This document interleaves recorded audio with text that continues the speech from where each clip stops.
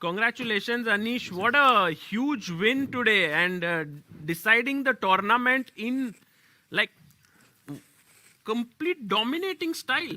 Yeah, now I'm going to only play tournaments in location where there is a hot pot restaurant. My condition. Please pay for Sagasha Hotel and hot pot. Anish, can I consider tonight's dinner on you? Sure, yeah.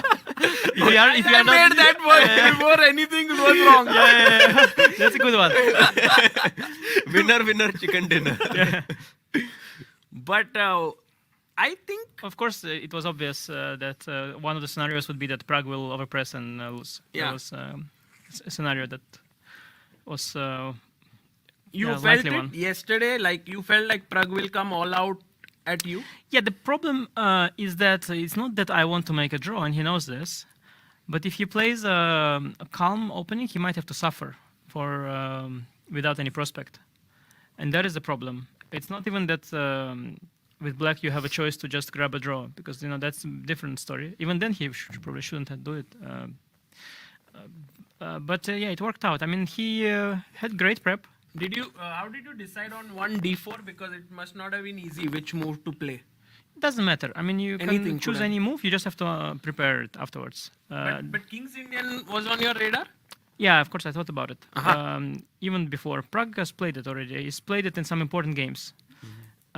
He played against Dingleren. He played it also one more time in some big game. It was Bishop e3 happened, and I don't remember whom he played. But he's part of his repertoire. And also, in candidates, he played against Abbasov, simply. So he had candidates preparation. So I knew King's Indian is... he's Very likely when he wants to win.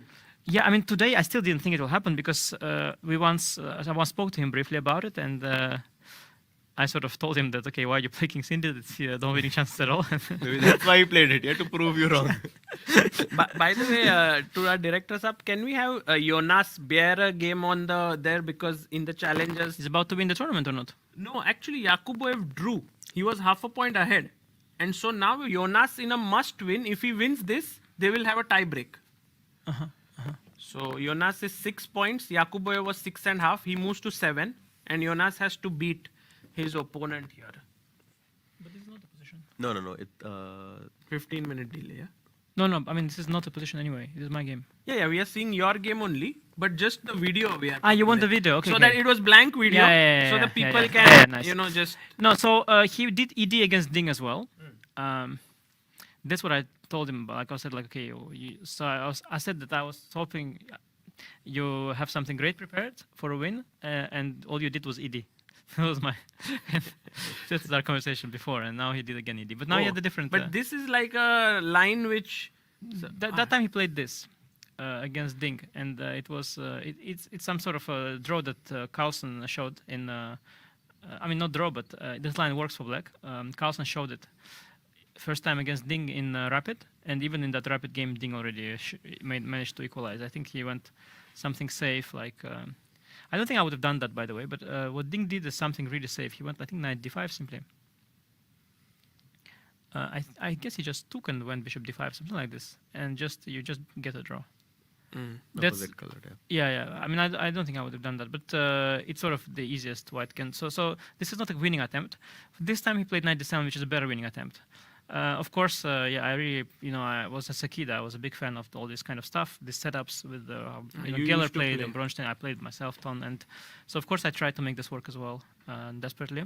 But bishop e3 is a good move, and actually a6. This is the game of Ponomarev. Ponomarev against Kramnik played it. Yes. Ages You ago. knew it. I was there also. Wow. Yeah, no, the thing is that some kids, they maybe know some games, but I was there when they were played. They there. look at it on the database, but you looked with your eyes. Yeah, they don't even look in the database, but I simply was there. So and on it all. I mean, I saw history unfold in front of my eyes, and now they're preparing something with engine. Okay, no, knight 95. This is how the game went. But yeah, it was same line. Actually, it went on the same way until 95, h5.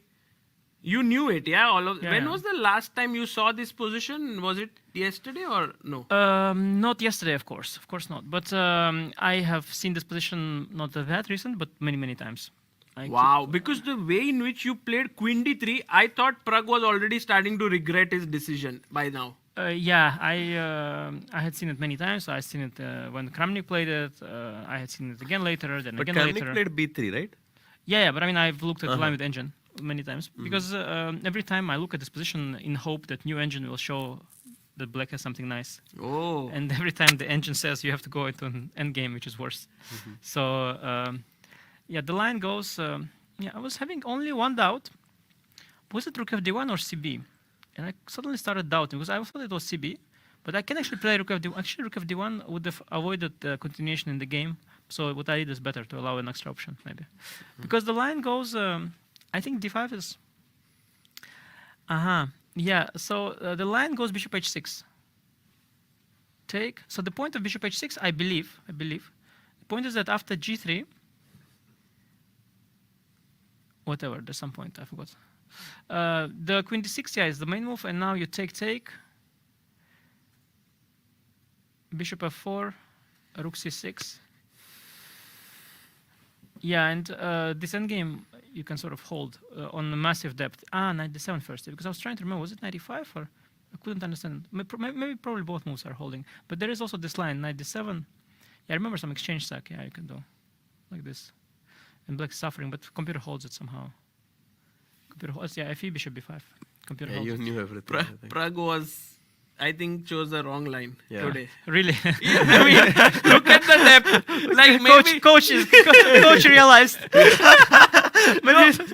my point is, like, you only play such risky line at the hope of surprising your opponent, yeah. and you were like not at all surprised. Yeah. In fact, you were happy. I mean, I'm not generally why to be happy. I'm happy after games, not during. But okay, yeah. I mean, it's not so simple. You have to surprise me, but not with obvious moves. I mean, you surprise me, maybe play H5. Okay, I'll be surprised, but not. It just makes no sense. But of course, I have to. I mean, I also look at this. It's all already played, and I mean, okay. But it's still you have to do this. Everybody looked at everything. For example, Sam Shackleton, I played against him yesterday, classical Sicilian, but he had a course about it, right? So it's normal that both players are prepared. But it's just that sometimes one remembers more, sometimes one remembers nothing. And okay, it happened so that this line is pretty straightforward, and it was easy to reconstruct it because there was no other way to get that. I remembered position with Rook takes C6, so it was easy to reconstruct that line somehow because yeah, I just all the moves were natural, and I realized I basically remembered this position. Sort of not immediately, but you know, it all came back to me. So basically, I realized that this is the line, and then I tried to recollect how it comes, and then I realized, obviously, this is the way, this only way to reach it. Amazing. And I suspected already when he started thinking here that he probably knows all this, and he's going to try to do something over the board, which is crazy. And there's not much, yeah. But I thought, okay, let's do it, and then I'll have a huge advantage according to the computer. Position looks good. It looks just objectively very nice for it. So okay, let's then. Do this. So yeah, I was very lucky that we were fighting on my terms. There was though, I think he was okay though. Yeah, sack. You tell me, can I take here? I regret it very much. I should have done this. I mean, hindsight not, but. But actually, what you played was nice. No, but I think this is very strong. I was initially calculating. Why are you smiling? I was telling Harshit why Queen goes to F1 and he really wanted to keep it on C2. But maybe no, I initially Rook 8, not even. I thought Bishop back. So initially I thought that this is okay for him, but then I thought, okay, wait, Queen E7. Okay, I blocked Queen E7. No, but anyway, so this position, I saw it thinking it's okay for him, and then I was thinking afterwards, like, okay, this is such a nice position for white. I'm better here. There's absolutely no risk, and it was. I really regretted not going here, and because did you like after Queen C2 here? Did you consider this move B4 because you thought A3, like no? you did not like Rook A3. Yeah. Of course, that's why I played A3 to go. For some reason, I thought Rook A3. Yeah, because there's some kind of third rank annoyance, and I felt a little bit like that's why I went A3 now, threatening. Like you can do like Bishop E2 and stuff, right? Slowly. I don't know. Yeah, I consider Bishop E2 first. Well, it's easier to say when the bar is with you to say there's no tricks. for sure. But when there's no bar, okay, you see rook joining, knight, because problem is that of course I'm blocking before c5, but I created an unstable knight on c3, and there is knight on c3, knight on d4, rook, bishop on e2. It's all kind of hanging between h4 coming, so there is some sort of a sense of being overloaded, some sort of. And I have to say I didn't consider before long. I just dismissed it very fast due to rook a3 for some reason. No, I regretted queen c2 because here, so I was very annoyed. I initially planned, I think, knight c2. Then I realized he can play maybe queen e7. Okay, it's just very difficult for me to move. I'm completely stuck here. And I thought, okay, maybe c5 comes. So then I moved on to bishop e2. Okay, but I started thinking about c5. c5 d4 was it, or before? I don't remember. Something bothered me here as well. And I just thought it's not so simple. So then I like this a3 move because I want to go before now clean, and if c5, then I'm going to return. And I was really happy to return because now we are. Yeah. This was. But you should did have done it so quickly. You should have done it immediately. You should have done without h4, because now in the same. Actually, after g4. b5, knight g4 was a cool trap that I was showing, like bishop d4, knight g4, bishop a8, Yeah, I queen was a. calculating this queen h4, yeah or not? No, hang on. Like if you ever take on g7, then there is queen b8 and black suddenly wins. Yeah, all these things were, of course, knight g4. But I think you have bothered me. knight g4, queen g6. Ah, okay, I didn't see Yeah, that no, one. queen g6 I saw. Yeah, I knight g4, missed queen that g6. actually, Yeah. No, yeah. actually, this I saw. Yeah, I saw this. No, I thought rook b8, and I was calculating. So But why not rook c8? Was it bad? to protect this pawn, and queen b3 I go anyway. And then I thought maybe if I was calculating this, I'm not sure queen b3 is good. I think it's not good. I was thinking about maybe knight g4. I was just not sure. Okay, wait, maybe somewhere I was calculating this knight g4 move, and always knight g4 is there, and compared to the game. So the reason he did this is actually quite simple. I think he thought, here I have bishop a8 option, and now after queen a8, bishop d4, he would have bishop h3. But I think that anyway he has compensation. Queen a8, bishop d4, and now tempo down. What is knight g4 actually? That was actually No, how knight it came. G4, knight g4, bishop just here, you mean? Bishop g7, queen b8. Ah. That's the point that's how I came actually. Now I remember.